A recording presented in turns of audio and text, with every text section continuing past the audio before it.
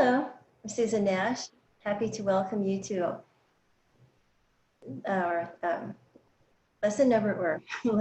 week 9, industry crossovers. And today we have a really great panel. We've got Alberto Lopez of Maxar, Joey Sanchez of Houston Exponential, John Hofmeister of Citizens for Affordable Energy, Rekha Patel of Xrathus, and we have you, the fantastic audience who will be participating with us.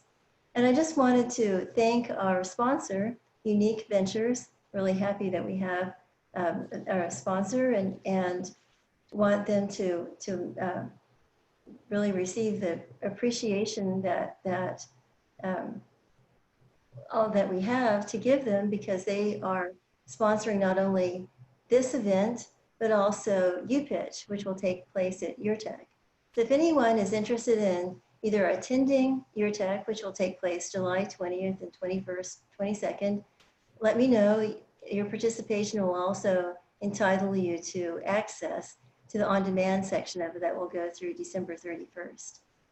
So just to remind you that our goals in this are to find new revenue and diversification strategies, so that no matter what your role is in the oil industry or energy industry, that you can use creativity to cross over industries and use new thoughts, techniques, technologies for your benefit. So I wanted to also take a moment to introduce Dr. Larry Davis, who's here with us every week. He's with Texas A&M, Texarkana, professor of economics. So Larry, hello. Hello. Good to see everybody tonight. See some familiar faces and new faces, and glad you're all joining us. And we look forward to one more exciting evening. Great. So I'd like to introduce our first presenter, Alberto Lopez, Maxar. And Alberto, would you like to share your screen? Yes, Great. Sure, I'll do. So Alberto, just to let you know why he's not visible, he's being an extreme hero. First of all, he's in Spain and it's quite late there. And second, he's recovering from surgery, so he has to elevate his leg. So that doesn't make it very easy for him to be able to be in the screen. So thank you, Alberto. You're very welcome. I hope you hear me well, and yes. And thank you very much for the opportunity. And well, if you're okay, I can start with. I prepared a little presentation and. Yes, absolutely. All right, so I'm going to talk about artificial intelligence and geospatial analytics for energy transformation. Probably many of you already know Maxar, or previously known as Digital Globe, because we've been for the last 20 years serving for dozens of industries worldwide and more than 50 governments all over the world, from defense and intelligence applications to industry planning or location-based services applications. And most of you probably know us because of our Constellations Worldview that we've been capturing daily more than 3 million square kilometers of very high resolution imagery with multispectral capabilities, and also with our colleagues of NDA radar data that has been used extensively in the oil and gas industry. We've been providing a very high resolution imagery with multispectral capabilities and being the leader, the absolute leader in the market. And definitely with these capabilities, we've been able to support multitude type of solutions that within the oil and gas industry have been pretty helpful for the upstream area, where, for example, as you can see in the screen, we've been able to provide insert monitoring on the oil and gas, or even a tracker service for the oil trackers, or even for vessel detections all over the world. But Today, I'm not going to talk about what you've been knowing us for quite a long, which has been providing support to the oil field life cycle, but with all what's happening in the energy industry transformation,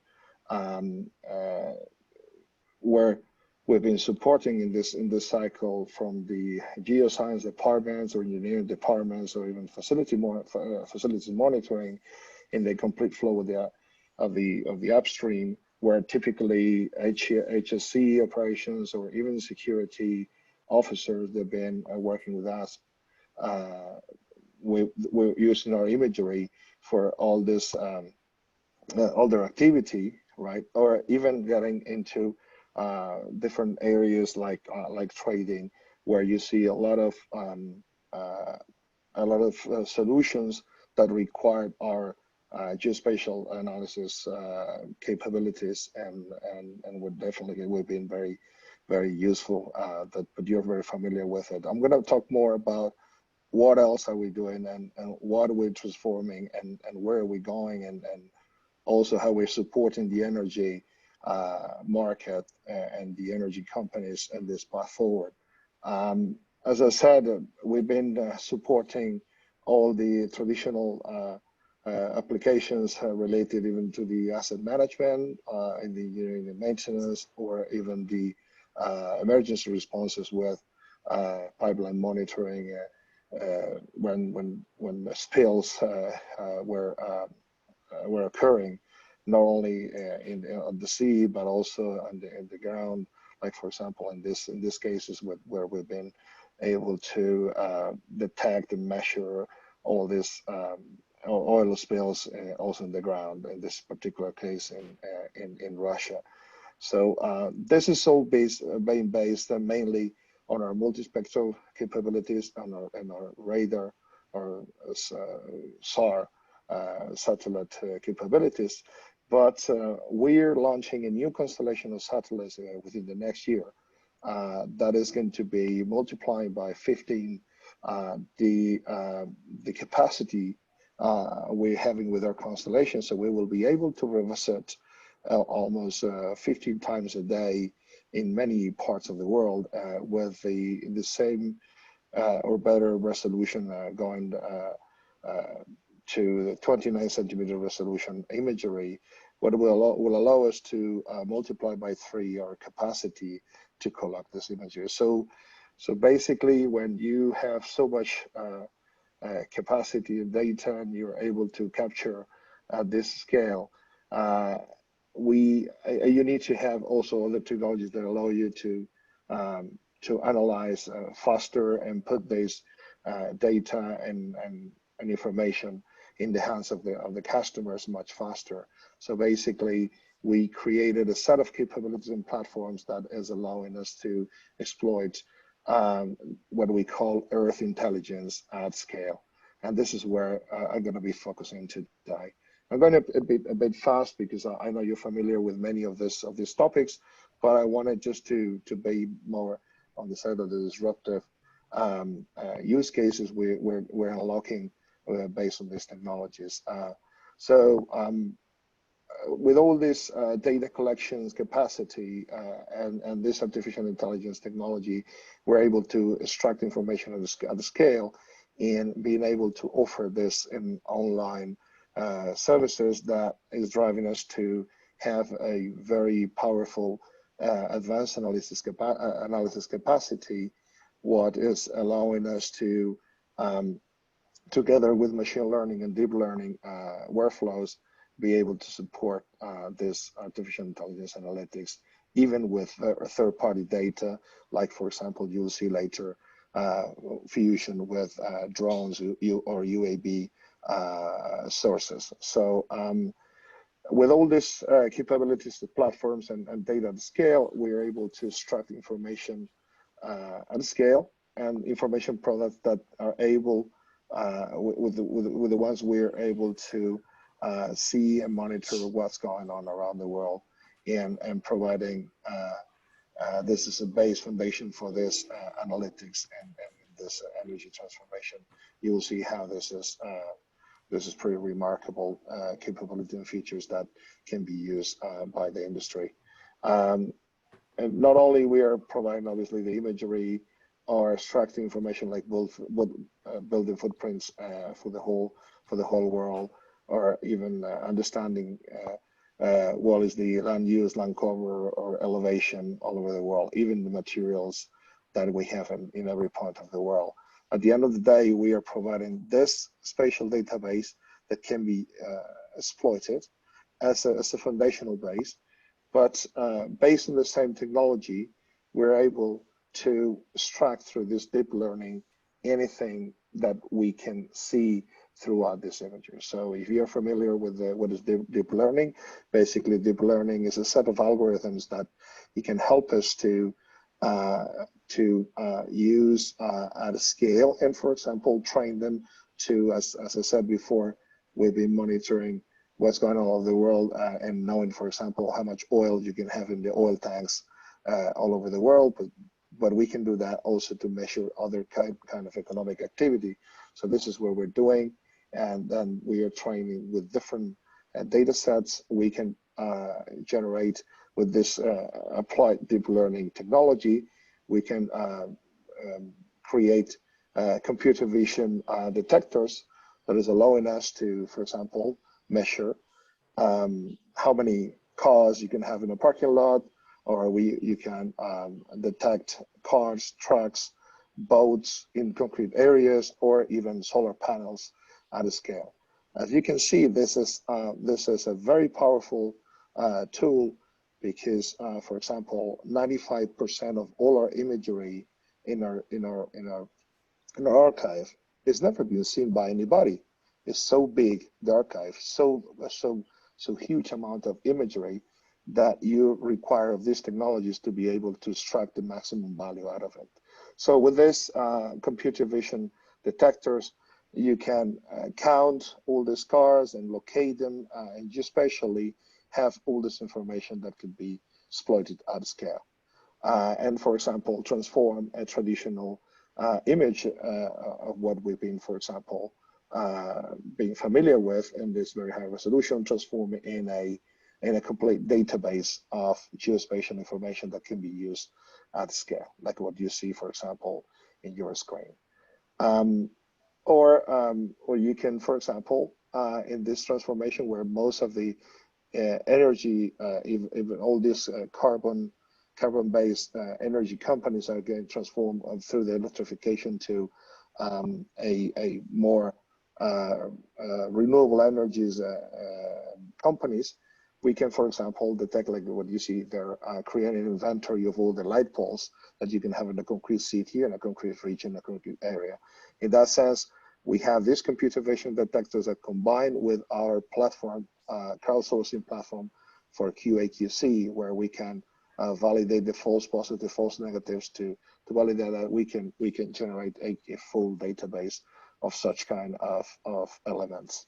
A good example is what happened like 3 years ago, where we made a complete inventory of the whole country of Australia, which is not a small country. We're talking about 7.5 million square kilometers, that in a few months we created a full, complete inventory of what is on the surface, where, for example, in terms of solar panels, we're able to detect every single home where you have a solar panel installed.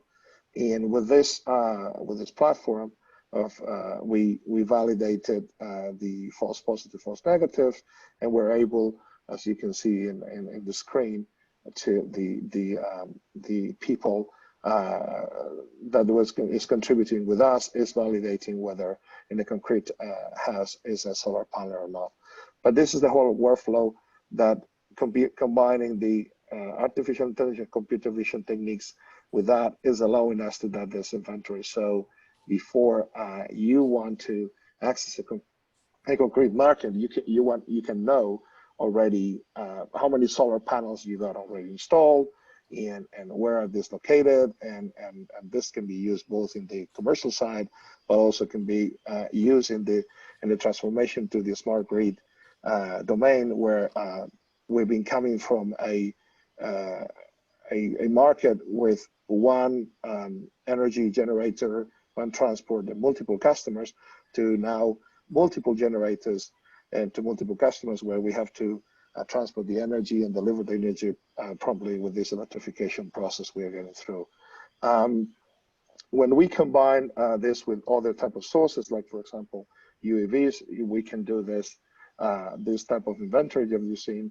We can transform it into, as you're going to be able to see right now, into monitor the activity of all the solar panels and infrastructures, where you're going to be able to, for example, like as you see here, be able to, without being there, you can create a full inventory of what are the solar panel capacity, but also with the drone flights using this artificial intelligence, be able to do the maintenance and support and compare what are the activity that is going over there, how much energy is being generated, and do also even predictive analytics of how this is going to be over the next days and weeks, and also to support the maintenance. So this is one of the use cases we're working on today, and this is something that this is available in the market.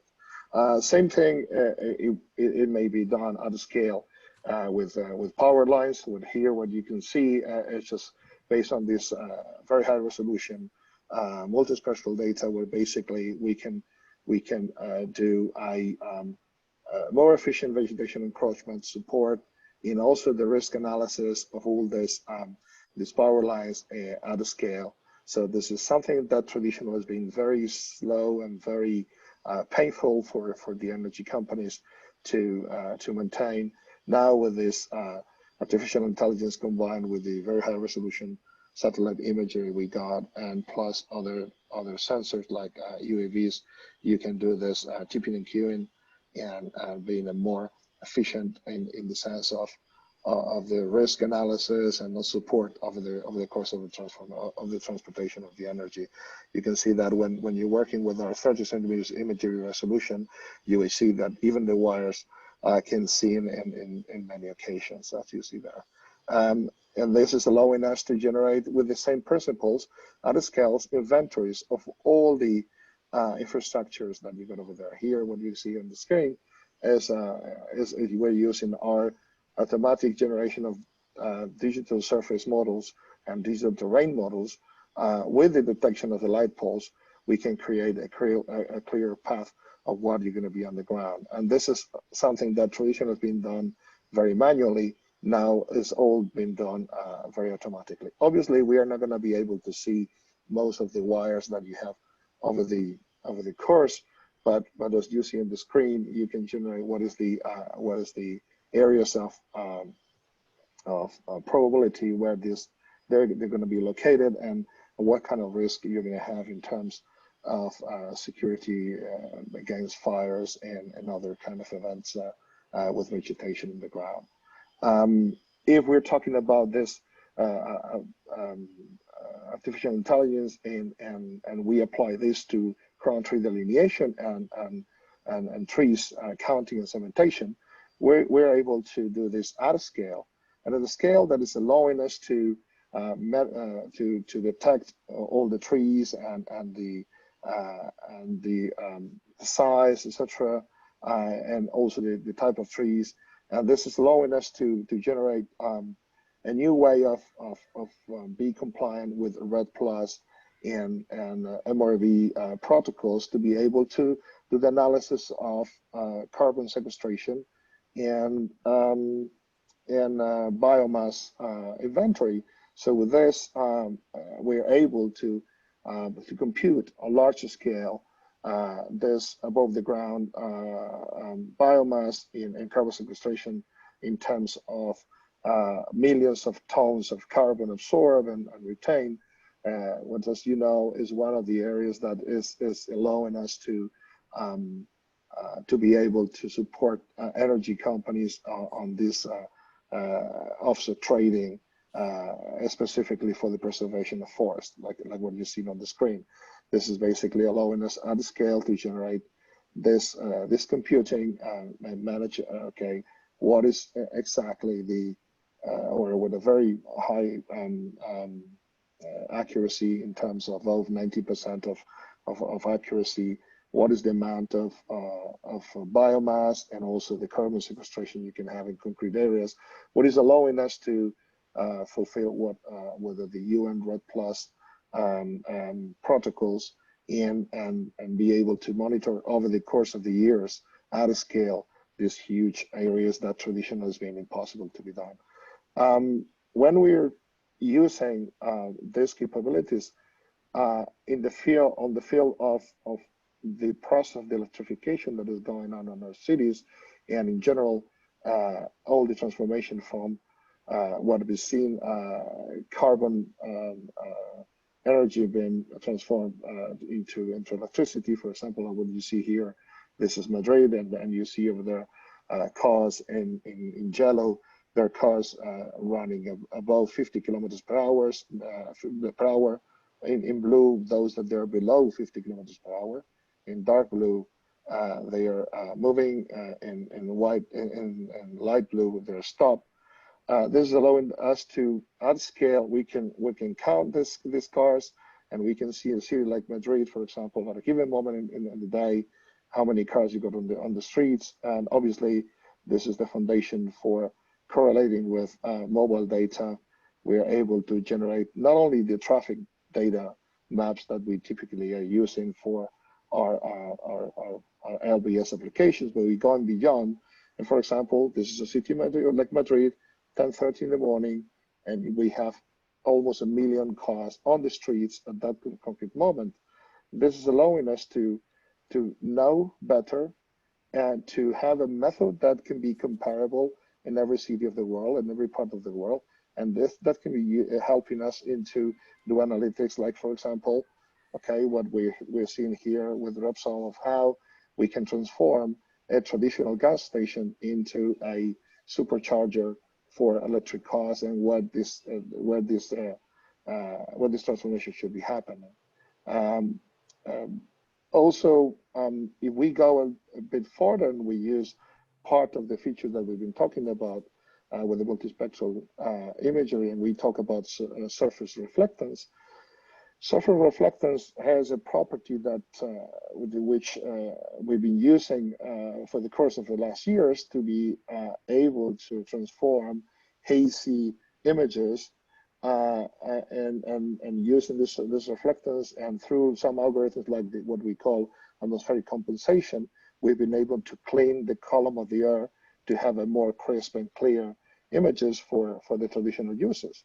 But if we use this column air, dust, or aerosol, or water vapor, and we correlate this data with all the sensors, and we characterize specific locations, like what you can see in the rural, urban, or different domains. We are going to be able to generate a good correlation of what is going on, how the quality of the air is in those places, and we're going to be able to transform a capture like this we have on your screen of Madrid into a more crisp and clean, but also combining with the amount of traffic, we are going to be able to generate a indicator of pollution, or at least of aerosols and water vapor on the air, which is something very, very powerful for the energy companies to also to support in the transformation to clean energies in the cities or all over the world. Obviously, we're not going to be able to measure from space all the 5 or 7 indicators that environmental services require, but we're going to be able to correlate with a very good accuracy, at least what is related to specifically some aerosols and water vapor. And that is good to have in mind, because and use it, because well, for example, this is one of the cases that most of you in the industry are worried these days about the Saharan air layer, that this year is particularly very intense this year. So by using our space technologies and sensors, we're able to follow, predict, and see what in which sense this dust is going to be affecting, you know, our countries and in the next future, you know, our cities also and our regions.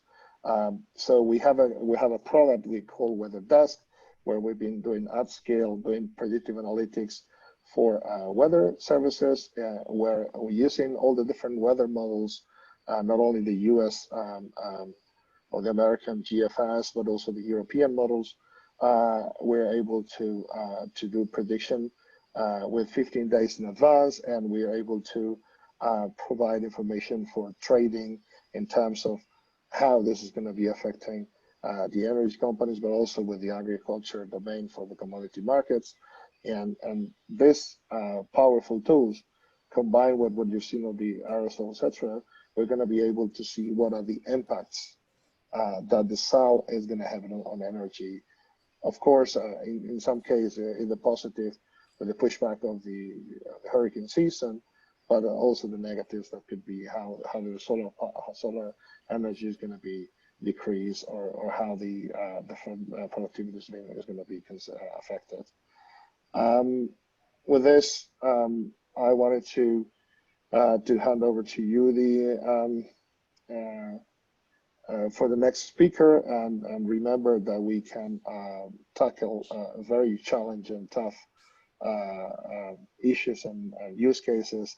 And Maxar, we're here just to support you. And I hope that I did it in the 15 minutes I wanted to do. I know it's been very fast, but I think it was illustrative for you to know from a different angle to see how geospatial and artificial intelligence can be used in a transformation environment like we are living today. Thank you. That's really great. And Alberto, really appreciate how thorough it was. And it's a good thing that we're recording it, because people can go back and rewatch some of the things that went quickly. And I also wanted to thank you. I think it's so fascinating about the Saharan dust cloud, and also how you're able to detect it and monitor it. So anyway, with that, if you don't mind, yeah, thank you, great. So I would like to introduce our next speaker, Joey Sanchez of Houston Exponential, and it's all yours, Joey.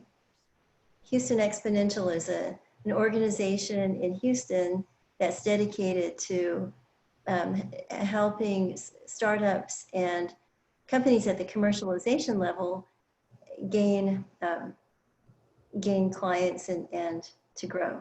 So are you able to share your screen? Yes, let's see. Host to enable screen sharing, and I will be able to, but thank you all very much for having me today. I am very excited to be here.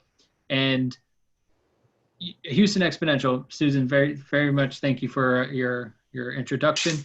We are a nonprofit 501c3 here dedicated to the acceleration of the growth of the Houston tech ecosystem. You're a co-host. And so okay. I have a presentation to share with you what Houston Exponential is and what we are doing as an organization and as a region to cross-collaborate amongst our tripod of industries, which is oil and gas, medical, and aerospace. So with that trifecta, we have actually found a very strong correlation between the three.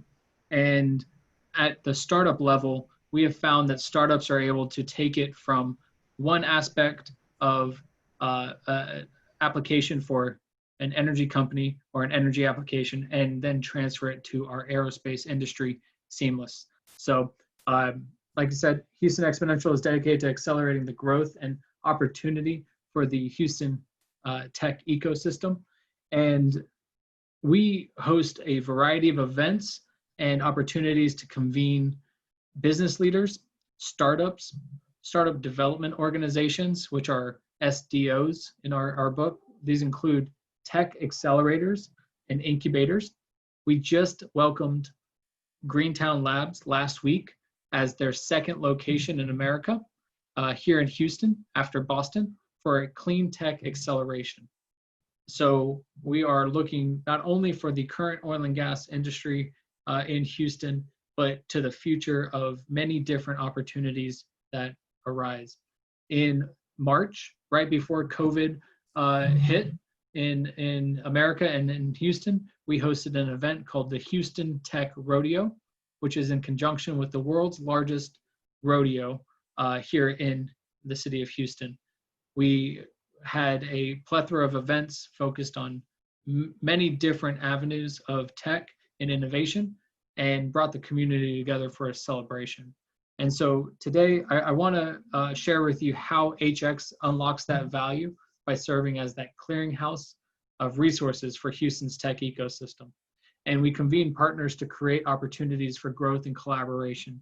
So when we say that, we're looking at a industry or a solution or a problem, and we're looking at the disruptors that are coming through the pipeline of the startup world and showcasing why or how they're going to add value to not only the current industry, but cross collaboration across multiple industries, and how your work can be applied in not just one avenue or one lane. This is our pie chart that we identify as a tech ecosystem. If you're unfamiliar with tech and the terminology between a Series A and a seed company, we are trying to bring that to light here in Houston, Texas, and we are modeling our future around, you know, the rise of San Francisco, New York, Austin, Boston. These cities have developed organic tech ecosystems, and our goal is to really foster that support for entrepreneurs at the center. Startups are our keystone. With the startup ecosystem thriving, you will find innovation at the doorstep of corporations. And in order to help startups get to that next level, we focus on startup development organizations to provide the teachings and the learnings and the mentorship to startup founders and to startup companies. If you're thinking of starting a startup, it is a whirlwind of activity. You're not only, you know, the CFO, but you do have the technical aspect and the product aspect all wrapped into one. And when you're looking to scale your company, we have high net worth individuals who are investors, angel investors, and venture capitalists who are predominantly on the East and West Coast, are now looking at the central states of America with a much finer magnifying glass. And we are bringing these to Houston, Texas. But in order to create a robust tech ecosystem, we want to ensure that the startups, the entrepreneurs, have the resources and the funding behind them to grow and scale their companies. On the other half of this pie chart, you'll find a typical city organizational structure of corporations, academia, government, and media. Whatever city you're in currently, you will find, you know, corporations there who have entrepreneurship, innovation teams, and those who peel off and become their own startup founder. Academia creates this thirst for knowledge and want to become, you know, an entrepreneur, or gives them the knowledge and the skill base to develop their own company. Sometimes these academic institutions have startup accelerators inside. We do here at University of Houston and at Rice University. Government plays a role in the startup ecosystem by how easy it is to do business and how connected they are to the business goals of their city, the economic development aspects of the city. And then the media promotes those stories, the wins, the losses, the struggles, to showcase to entrepreneurs the future travel that they will partake on as a startup company. But today I want to focus really on the cross-industry collaboration of oil and gas, medical, and aerospace. Here in Houston, we believe that that tripod is at the root of it is the onus of an explorer. The explorers of the earth, which you guys are all very familiar of, is that exploration for the earth's geospatial data and all that. You have your explorers of the medical industry that are focused on the body. And then with NASA and aerospace, we focus on exploring the next frontier and the stars. So with that, how do we as HX connect those three industries underneath corporations?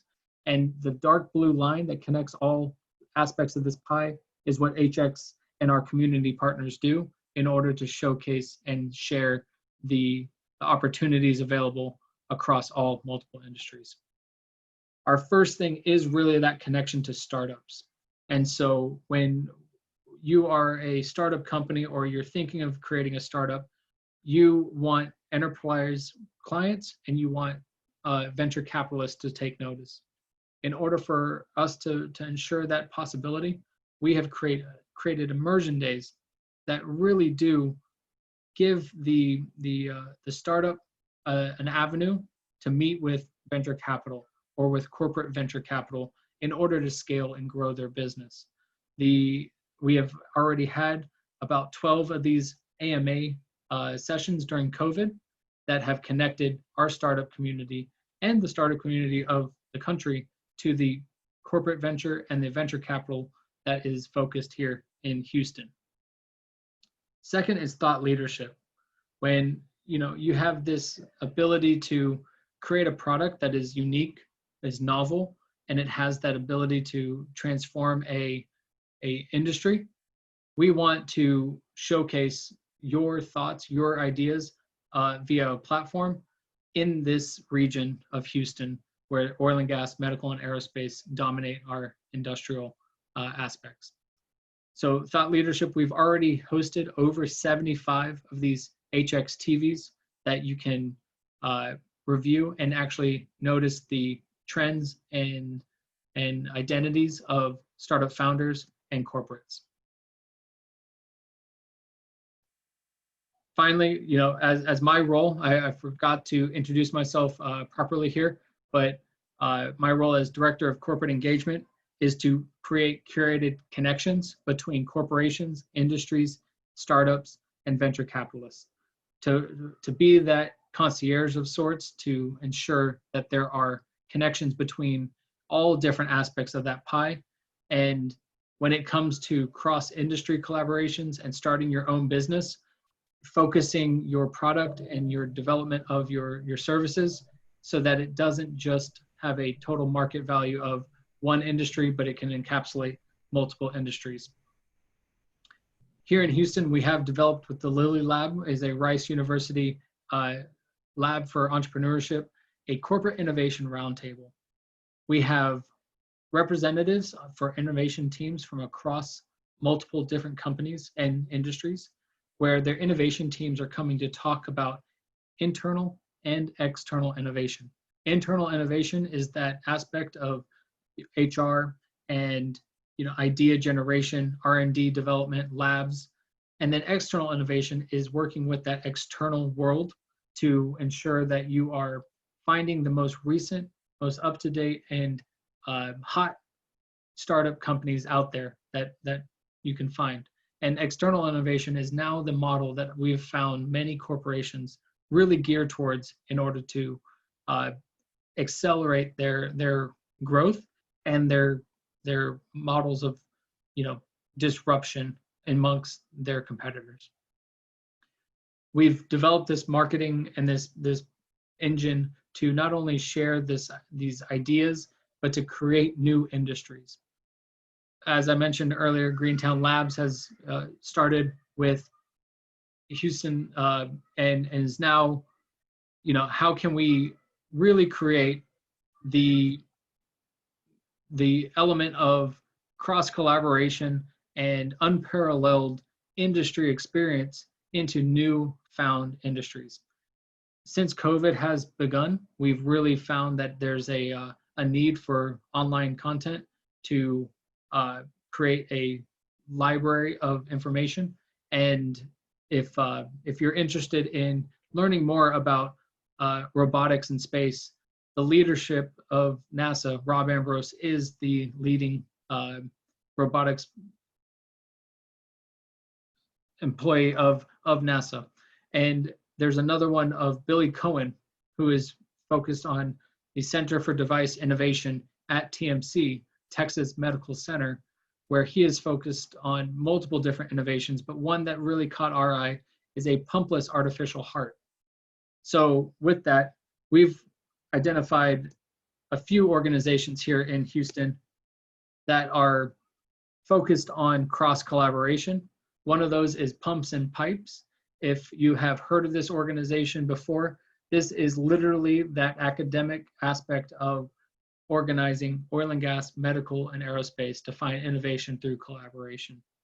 To understand the difference between that we're all made of pumps and pipes. The origin story of this organization was actually an oil and gas engineer and a heart surgeon were on an airplane. Sounds like a setup of a bad joke, but this is a real life story where they looked at each other's PowerPoint presentation and realized 12 years ago that it is literally just pumps and pipes between an oil and gas and a heart surgeon's day-to-day role. The Technology Collaboration Center has built a similar coalition of Houston industry partners and are looking at the cross-collaboration solutions in order to find the next generation of companies to disrupt industries. So we've worked with them to discover reverse pitch opportunities where these companies are offering up their specific challenges at hand and allowing the open sourced, if you will, hackathon-ish world to really understand what is going on the challenges of the corporation and what the talent has to offer. So with these organizations in town, the ability to create real-time information, business intelligence across an ecosystem and share the insights of where our tech ecosystem is and where it will go in the next 10 years is part of our mission, our hope for the city and for our region, so that the fourth largest city in America can also take its strong elements in oil and gas, medical, and aerospace and take it to the next frontier of tech and beyond. So with that, I do want to say thank you very much for your time today. Thank you for the opportunity to share what Houston Exponential is about. And if you are looking to create a cross-collaboration company of industry, you have multiple options on multiple locations to do that. But here in Houston, we have the true assets and the history in order to make that happen. So we've seen the moment, the momentum is here, and we're looking to build that momentum, the movement as a whole. And in 2021, we are moving into a new innovation hub called the ION.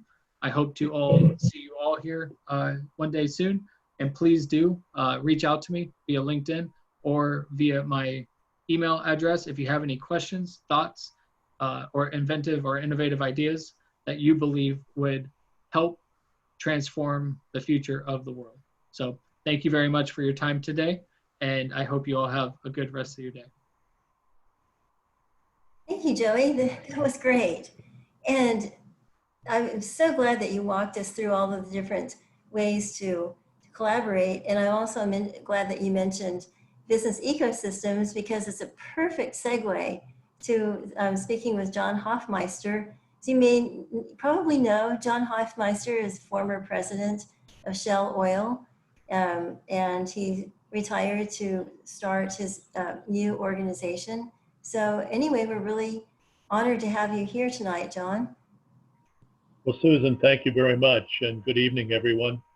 What I'd like to talk about is best covered by a conversation that I had recently with the Chief Technology Officer of one of the major oil service companies.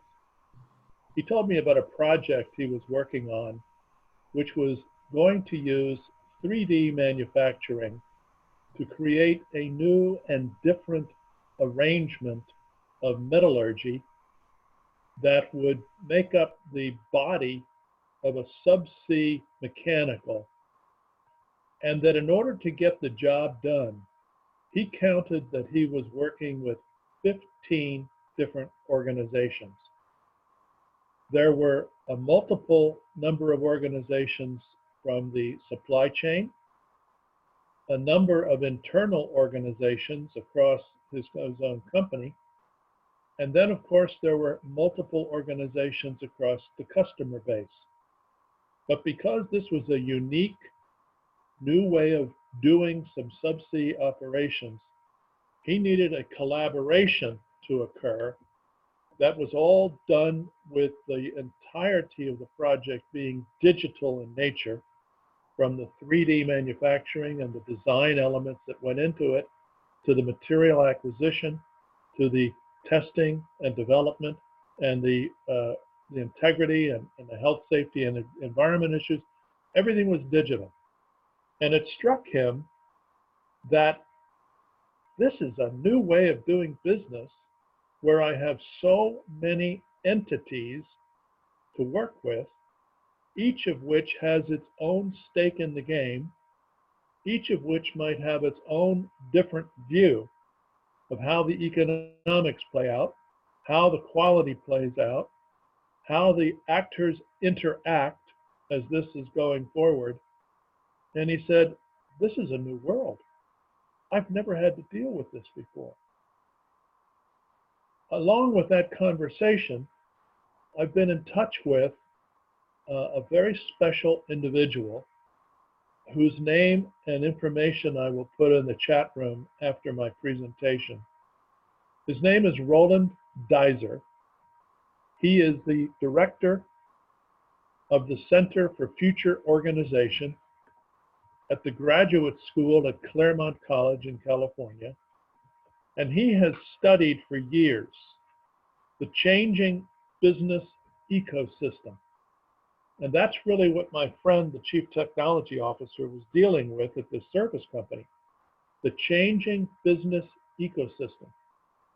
Now, when I was Shell president and throughout much of my executive career, one of my primary duties, priorities, responsibility, accountability was to always ask the question, how effectively is our organization operating? Are we doing well what we say we are going to do? Do we have blockages, obstacles, issues with how effectively the various organizations work together between the operating units, the functions, the layers or levels of the organization? Do we have individuals who are obstacles? Do we have processes that are dysfunctional? Do we have organizational units that don't cooperate with other organizational units? And that was a daily exercise of always trying to flesh out how we can be more effective and get more work done more efficiently. Now, as we've digitized everything we do, everything happens at the speed of the digital communication or the digital device or the computers that we're operating and the artificial intelligence programs that we're relying on and all of the interfaces that have to occur. And if somebody drops the ball, if a piece of equipment malfunctions or whatever it may be, we don't get done what we're trying to get done. So my talk tonight is about warning or advising or carefully considering some of the basic ground rules that every one of us who operates in a large or complex or multitasked organization needs to think about in a digital age as the range of business ecosystems, which are defined as all of those organizational units, internal or external, to a project, an initiative, a goal, a program, or an operation. What do they have to do with one another, and how do they manage themselves to get done what they need to get done? So Roland Deiser has published now, and I can just hold it up for you to see slightly. I don't know how clear that is, but I'll send you the citation. I encourage you to get a copy of it because in the 10 minutes I have left, I can't cover everything that he has written about based on all the research that he's been doing.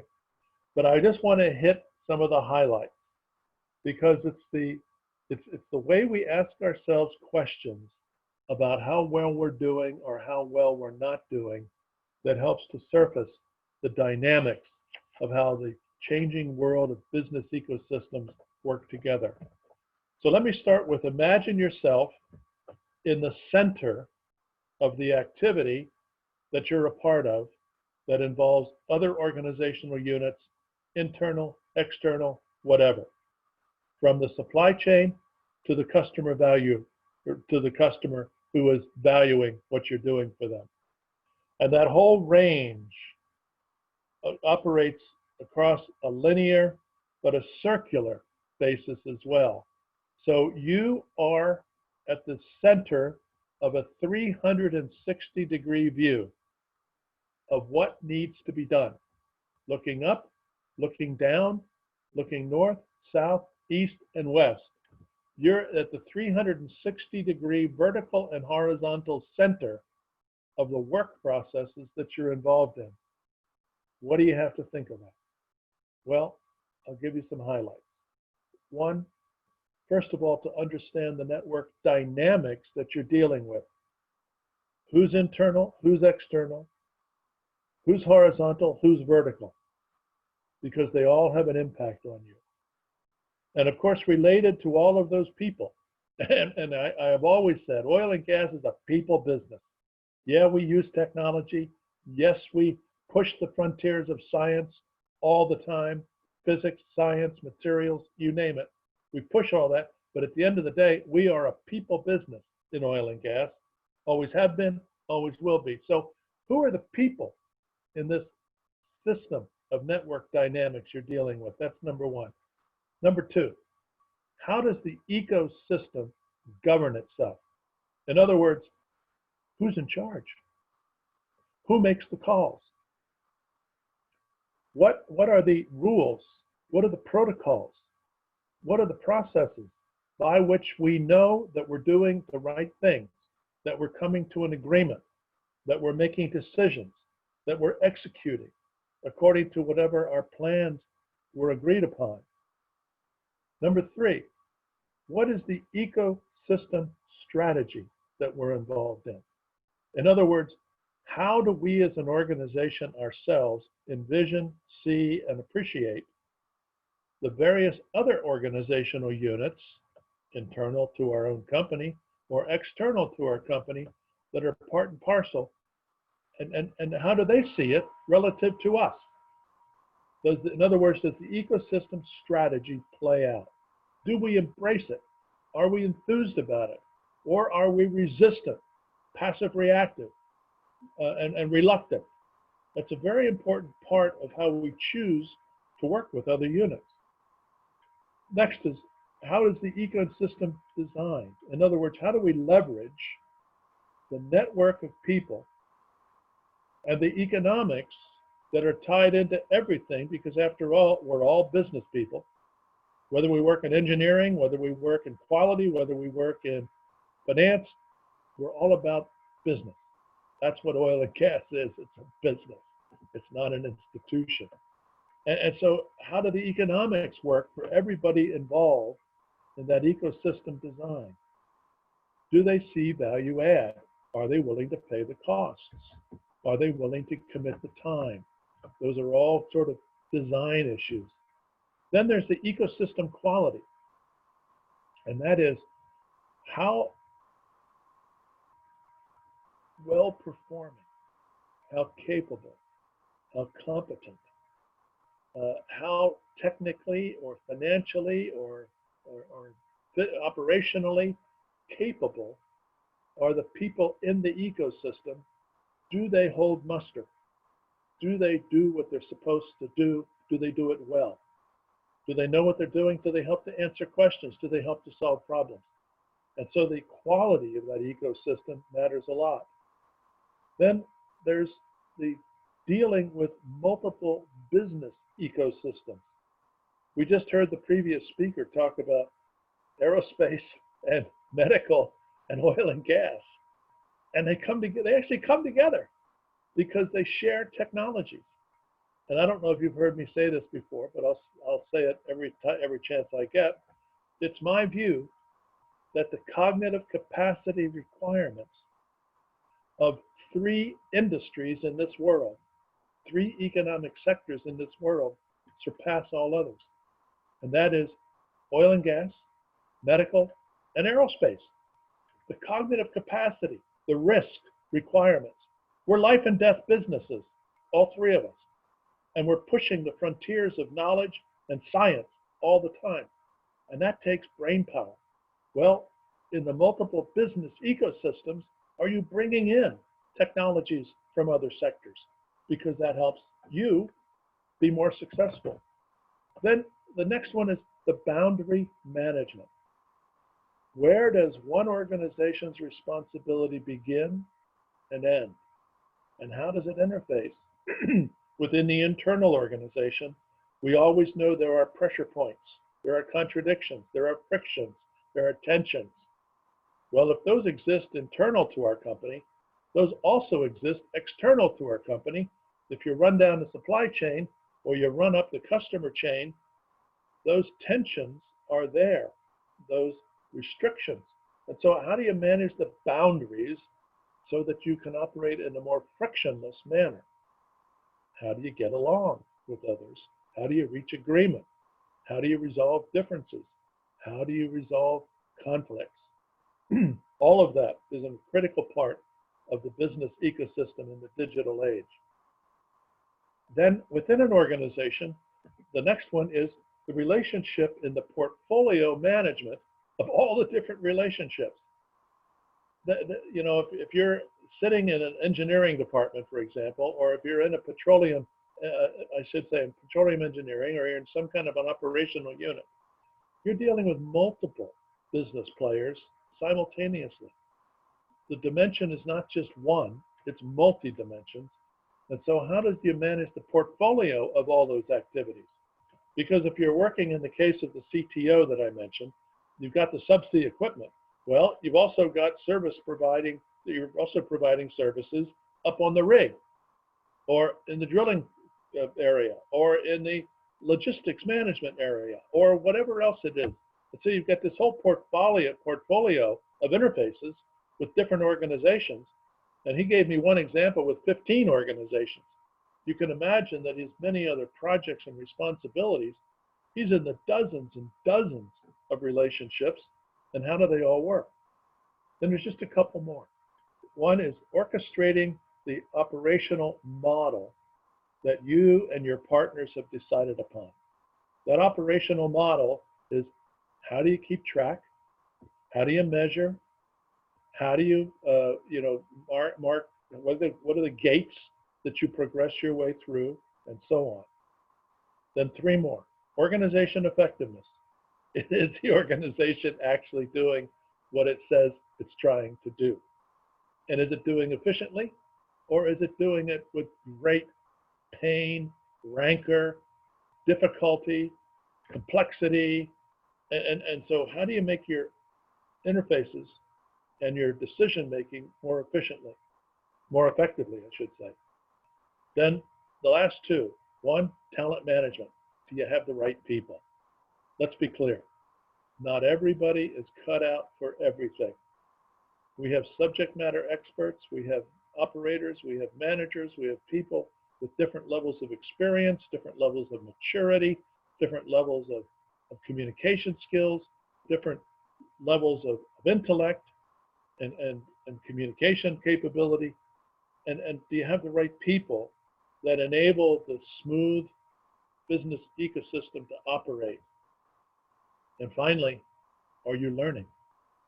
Are you learning as you go, keeping track of what you're learning so that mistakes you've committed in prior projects are not repeated again in future projects? And can you absorb those learnings across your organization? I've covered in a very short period of time some really complex concepts. So what I'll do is I'll put on the chat room a reference for you so that you can dig into it more deeply if this interests you, or if you find yourself in the thick of what I'm talking about. But I suspect it's not going to get any easier as the digitization of the industry becomes more complete, from the top to the bottom, from the east to the west, to the north to the south. I think it's just going to be the way of life as we go forward. So thank you very much, Susan. Thank you all for listening. Well, thank you, John. That was really great. And I really appreciate your sharing the information in the chat. And then also, if you could email it to me, I'll put it in the notes. So when I do the recording, I'll put it in YouTube and put it in the show notes. That was extremely valuable. So that's great. And so everyone, because John mentioned chat, I'd like everybody to take a moment. Okay, first of all, stretch. We've been sitting down, and then also I'd like you to look for your chat. So if you scroll over the bottom, you'll see chat. So please click on it. And as Rekha Patel of Xrathus gets ready, she's our final speaker, I'd like you to get ready to answer a question that she's going to pose to you in chat. In chat. And welcome. Thank you, Susan.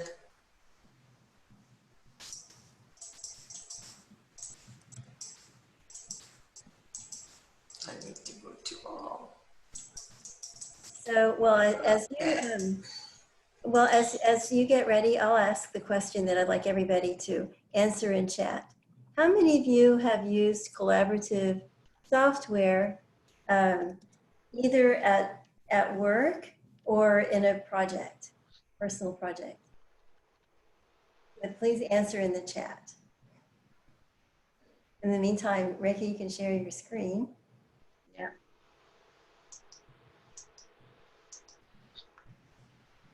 So I'm seeing lots of yeses.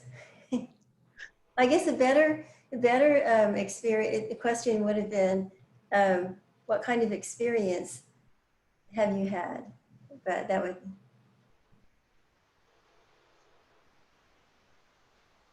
Teams, excellent. Looks like Teams is the big one.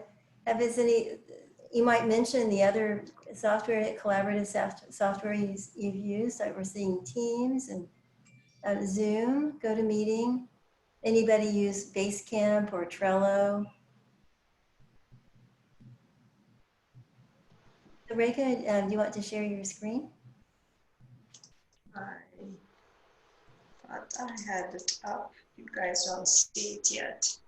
Okay, Business Guide. Yeah. There you go. Do you see it now? Yes, great. Okay, okay. Sorry about that. Slack. Okay, people are using Slack. Teams, Trello. Yeah, Slack is a big one. Well, now we have Xrathus that's even takes it in a different focus. Yeah, so looking at all the collaborative tools that are out there, we do collaborate a lot, but we have not really given thought to collaborating across industries and across personas that matter. Let's take Slack, for instance, and Slack is widely used by developers, and developers like Slack because they're using it as they are as they're building something. When they're done, it's a scratch thing and they throw it away sometimes. So there's no knowledge capture from it. So from Xrathus, and thank you, Susan, for giving us opportunity to present today in the industry crossovers. At Xrathus, we have been building a vision as to how can we bring collaboration platform in which we can bring everybody to cultivate and collaboration culture, whether they're doing breakthroughs, discoveries, they're advancing technologies, building new things, how do we do that? And, we need to go from ideation, we want to do something, through to on-demand deployments, which is a requirement in most every company today and in every industry. And how do we adapt all this in an open communicator platform? So workspaces, virtual workspaces are getting highly critical, especially now. as we all know. And collaborating in these virtual workspaces is very important. However, I think that collaboratively bringing both your development and your ideation is pivotal to the future innovations that we're looking for. So inspired, and I've had passion around communities for a long time. So inspired, we have founded our vision to design and deliver collaborative communities for unparalleled cooperation in a seamlessly integrated way, so that that supercharges research in science, intensifies efficiencies, which John spoke about as a minute ago, increase innovation velocities and faster time to market, and reduce costs, because reduction in cost is something that everybody needs to look at. So our vision was crafted initially by us, but our partners that have already started working with us have strengthened our vision, and they've shaped many of the facets of the communities. So we feel that our vision has a very strong foundation. And in our partnerships, we have actually gone out to a couple of other industries, the automotive industry, the medical and the retail industries is where we have partnered with folks that have really given us, given more strength to our vision. So what is the process whereby we can come in and develop something that's continuous, right? We thought that what works best to develop communities, again, it embeds the collaborative and continuous cycles. It has to be continuous cycles of ideation, design, develop, deployments. If they're not continuous cycles, then we fail. And as John said, right, we need to be able to go back and learn from the mistakes, learn from where we were, and learn from other industries, other types of personas that we might have to come across and work with. The environment, we feel very strongly, should enable members that come in, whether we call them members or collaborators in Xrathus. We need to be able to say, what are we going to do together? We need to listen to each other and say, what can we learn by listening to each other? We need to adjust what we are doing and start focusing. What should we do together? And leverage what will work together. And that's what we are doing with our own partners, whereby we believe that our product, which is the collaborative communities, will really provide a collaboration platform where it's open, yet if you want to privatize it, semi-privatize it, it's available for you. So what we are doing is we have looked at the different industries that we have touched upon: oil and gas, automation, automotive, entertainment, and retail. And how do the data scientists work in there, and how do the business people come in and interject with the data scientists? And where do they need developers? And the product owners. The product owners also, are a spectrum of ownership in the products today. And then at the end of it all, or at the beginning of it all, you need the domain folks that are going to be able to interject their intuition, impart their experiences that comes together to be able to develop future products much faster, much quicker, because now you've got domain, data science, developers, product owners, and sponsors, which is, I call them sponsors, but these are our business leaders that come together, and we walk them through our infrastructure, which we have developed in 4 different components, which we call our substrates. Connect is where it's pretty much the networking component of the platform, where you will come in and ideate. You might be looking at, how do we solve something? if there is, when we grow, I mean, we could be looking at, you know, are there ideas repository. Now these idea repositories could come from failed projects, but they could be ideas for somebody else. They could be, and failed projects means this particular industry or this particular company didn't need those innovation pieces, but now somebody else needs, and it becomes a feed to those ideas. So we are looking at simply connecting everybody there through forums, through chats, special interest groups, and we want this to be very open, and we want them to be moderated by you. They're built for you, so they should be built and moderated by you. We will help in the moderation process. We will make certain that the answers are given in the guidelines that we're creating, where we're trying to say, somebody asks a question in the community, it should be instantaneous. So if it is a domain question, you might have to get the right person, but we should be able to facilitate how quickly that happens. The hub, of course, is the workspace. So we are focused on the data science piece of it. We are going to provide workspaces that will have all of the different kernels and languages in there.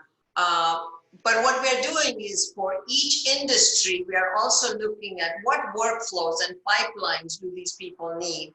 And we are starting to develop a library of those so that if a new person coming into the data science world, let's say it's a domain person that doesn't understand certain components of data science, never has done data science, they're able to come in and very easily start working in the data science world. And if they have already been working in the data science world, maybe they will facilitate and impart again their intuition and experience to people in the projects and or challenges that our platform is going to support. Training is something that we think should be at the center of any design development. And as we're building user stories to develop applications, you do need your data science, you do need your domain people, your data scientists and developers to come together and look at the feasibilities. And, you know, if you're prototyping, especially, you know, how is all this going to come together? You do need to facilitate training for these people if they require on demand and in an online, in person. So the service side of the training becomes very important. However, key to this is also provisioning in this collaboration platform knowledge bases that already exist. People do harvest them, but today domain folks harvest their own domain knowledge bases. How can we look at crossing these knowledge bases across different industries and different personas so everybody wins? So AAPG, SEG, their knowledge bases in the oil and gas side will be part of the Xrathus platform. They will be seen from the Connect side all the way through hub and training. So if I'm trying to do an interpretation project or a challenge, and I'm a data scientist, don't know enough, or I'm a developer, don't know enough, I can go ahead by keyword search, look at where can I get this information, and if it shows up in the AAPG knowledge base, I can go and harvest that and learn what I need to be doing.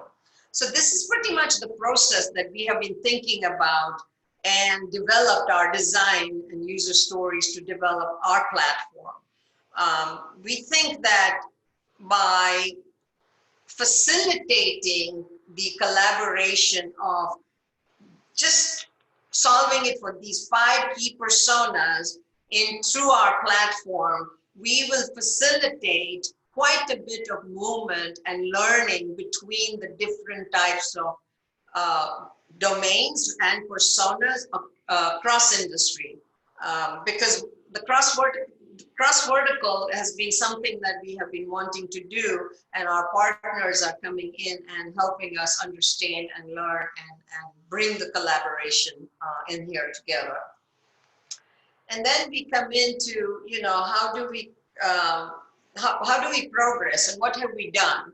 So we, as I said, I've been passionate about communities and I've been wanting to build communities for a while. So with that passion, last year I said I wanted to do something that was as open source as possible. But if companies came in and they wanted to privatize any of their learnings, etc., they should be able to do that. So we looked at bringing in some funding, and we were actually successful at identifying several companies that had interest in working with us. However, these were VC funding companies, and the process to move forward with them was taking a little bit too long than our ambition and our timeline. I feel like I wanted to be ready in the first quarter, but here we are getting close to the third quarter. But if I'd stayed with these funding companies, then I think my timeline would have been delayed even further. So we decided that we would settle for a little bit less and went through angel funding. And we attract a little less funding, but that's okay. It provided an opportunity for us to get started right away. So in the last couple of months, we have been able to focus on building our platform and the delivery of the platform with strategic engagements with our partners for deploying these Xrathus communities is just around the corner now. Probably within the month, we will have some of the basic components available for everybody, and we have a couple of customers that are needing to pull their projects in there. So we have focused on that before we have focused on getting the whole collaboration platform out together. But we think when we come out, our members will be enabled to break down the silos and accelerate their innovations. So our key inspiration and combined goal is to catalyze the creation of new businesses, services, and products. We didn't focus on being a solutions company because there is enough solutions companies out there. But what if we are enabled and able to bring in these solutions companies and create collaboration and facilitate collaboration across industries for projects, by projects, challenge competitions. There's a lot of challenges that our training partner, for instance, does training, and invariably they get asked about, can we take this challenge and build a product? Can we take that training and build a product? Can we take this training and create a challenge? So they've got a couple of challenges that they want to put up. So that's one thing that we're talking about. And they do run training marathons. The training marathons are run kind of like mini hackathons, if we want to say hackathon, but these training marathons are run for companies when they are wanting to build products and they need to bring their multidisciplinary teams together to learn a topic. So we are focused on all that and much more. Looking forward to talking to all of you and seeing if this would be valuable. So how many of you think collaboration platforms will be required to come to an integration point? Because we all use collaboration platforms, but we don't integrate a lot of the components today. But if I wanted to run a solutions workshop today, or I wanted to do ideation workshops, I would need to have collaboration platforms that are integrated. So I'm hoping that you all see that there's some value in this. I'm going to see if there's any answers coming. Susan, you probably can read if. Yes, let's see. So we've got Joey Sanchez says, absolutely, collaboration is the key to future success. Anybody else want to put in there that I was thinking too, like sometimes collaborating, you have to think about what you want to achieve. not just collaborate for just collaboration. Yes, yes. So you do want to look at what you want to get out of your collaborations, but the approach we have taken is we're going to leave that to the members that come in. We want to be open so that we facilitate innovation and creation that is required by either the companies and or members that are coming in. We don't want to dictate the way they should collaborate, right? So we're trying to be as open as possible. That's what the partners and we are thinking at this time. Now, if we have to change as we go along, we are very agile and we could make the changes as required. So I've opened up everybody's microphone, so everybody should be able to unmute themselves. So if somebody would like to make a comment with their voice, or even open the camera if you can, please do so. Yeah, so I'll answer Maitri's question, and Maitri, I didn't, I didn't see that, yeah. Yeah, Maitri's asked a question, what we lack in the overall subsurface community is a marketplace of ideas and resources. This goes for addressing that. Yes, it does. And I did not mention, but our collaboration community does have a multi-sided marketplace with it. The marketplace is not going to be delivered till probably last quarter of this year because we had to develop some things for our partners, for our customers. So we will be getting the marketplace, and what we mean by multi-sided is it'll be product, services, consulting. So it's an open, you go make your own deals. It will be a very open marketplace as well. That's excellent. So Maitri or Emily, would you like to open your microphone and make the comment that you did in chat? Because I really like Emily's comment too. Sure. Emily, why don't you go first, and then I'll elaborate further, because you were talking about within departments and I'm talking about cross societies. So go ahead. So at my company that I was at, because I was one of the ones laid off, we used inter-department ways, but for the same project. We ended up using Teams to where they could access all the data, and we could, post the ideas also and post what problems we were having. And it made it a lot easier than going in and seeing the Excel files and trying to do it that way, or the Word files. So the pandemic forced my department to be able to communicate better with the other departments, so that, because usually they'd just be running back and forth and it was just a mess. So it made it work better. And then another idea that was floated was in order to, show the clients things easier, because otherwise they'd have to upload it to something, and that always didn't work. And, give them a password. So the collaboration platforms overall made it a lot easier. Yeah. So Hani, let me answer your question about, are we exploring links to OSDU? Oh, let's ask Hani, would you like to open up your microphone and ask it? Fun to have. Yeah, and it's I'll just focus on the second one. Of course, yeah, absolutely. Collaboration now more than ever in this current environment. The question was around the linkage to the Open Subsurface Data Universe, the OSDU. So you were going to answer that just now. Yeah, sorry. Yeah. Sorry. So here's where we are at on OSDU, Hani. I'm working on a SEAM project. Actually, I'm part of the project called SEAM AI. And you guys are part of the project, and you guys have been leading the effort right now of the linkage to OSDU. And we are being considered and likely will become the choice community for SEAM AI. So when we do that, we will be looking at doing the linkage. I haven't started directly working with them because the project will pretty much fall into where we're going to need to do it. So they've been talking about the VDS format quite a bit. I don't know if that's going to be valuable immediately.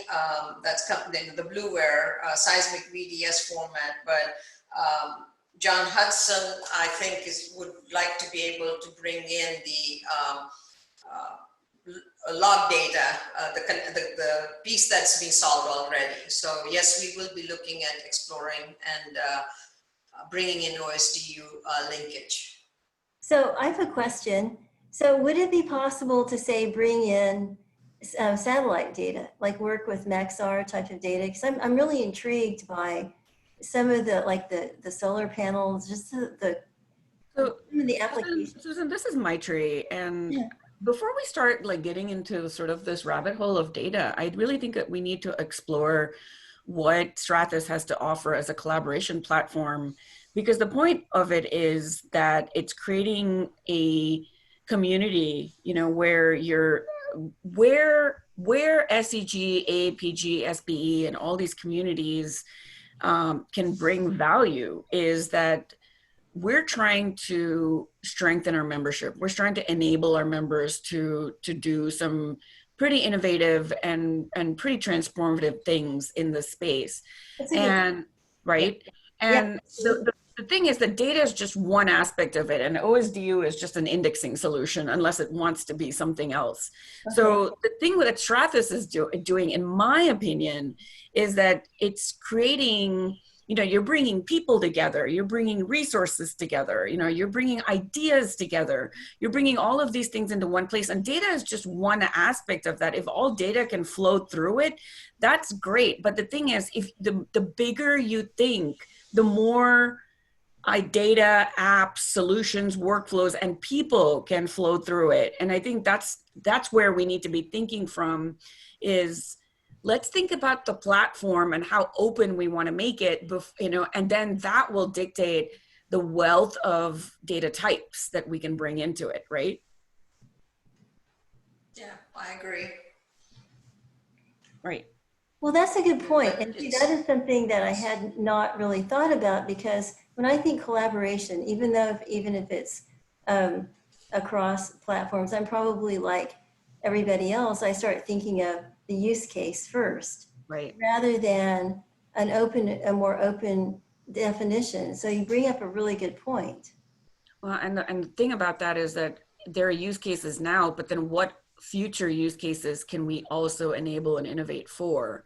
Mm-hmm. So, you know, that this is where we need to be thinking about, you know, okay, there are existing use cases that can be accelerated and built upon in this space, or sort of streamlined, made more efficient. And there, you know, there are 100 things we can do with existing workflows. But the thing is, like, also bringing people together in a space where, you know, a community can really just ideate from. And I'm not just saying ideate in like sort of a buzzword kind of sense. I'm talking about, you know, how can we bring so many people together from oil and gas, from, you know, medical, from art, from, you know, any different community? Where can we use this as a springboard to innovate into different areas, and then worry about the specifics of the data types and the applications and the SDKs and all that stuff later, you know? Mm-hmm. Right.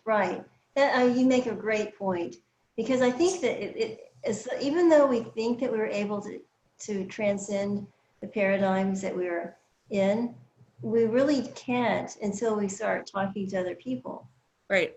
And the thing is that if we want to get back to OSDU and we want to get back to the data types, there are already, you know, like you can go to Software Underground, you can go to GitHub, you know, you can go to Slack. There are places that can absorb this already. The real value add is the way that this community of Xrathus can really talk to a lot of different people. And that's what I understood from Rekha's talk.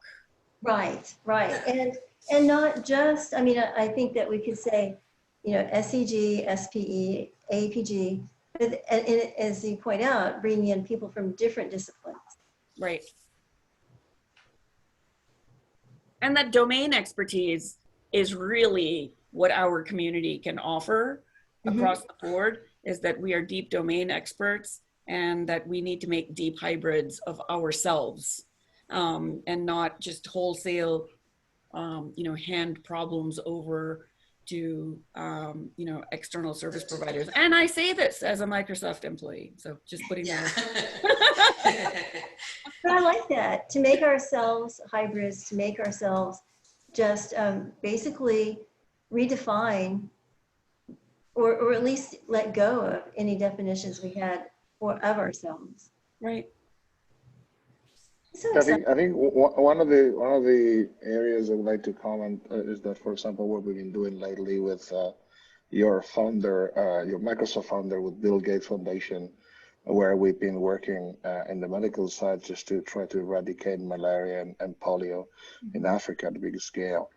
Putting all the technology and the capabilities that I mentioned in my presentation that we've been used for different industries, we've been able to monitor and see and create census at scale of where's people, because if you don't know where people is, it's very difficult that they can have a vaccine to get rid of the polio. So this is one of these combinations where space technology is being used to support the medical industry and this with the humanitarian projects to be able to be executed. So the use cases are important to be shared, because there are similar use cases that could be applied in different angles, in different industries, and different approach. In this in particular, it was just how we're going to get vaccines to a very remote area, Mozambique or Congo, and how many we need, and where do we need it, because most of these cases we don't know even where people is. Right. And the thing that's interesting too is that a lot of people now are defining themselves as technical storytellers. And I think the reason is that our minds are made and shaped to follow narratives. And so I think of a use case as a narrative. So that's kind of an interesting element as well, just to think about it.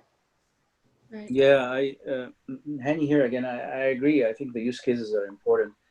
You know, the thing is, collaboration is hard, right? I mean, if it wasn't hard, we'd be seeing a lot of it. And I think what might help is to kind of define the content of collaboration or the type of collaboration. I'm thinking here, you know, it's ideation, it's interaction, which result, you know, learnings, best practices, which are captured and collectively, but also in the value delivery, meaning accelerated testing and deployment and greater influence on standards. Could be data standards or other standards.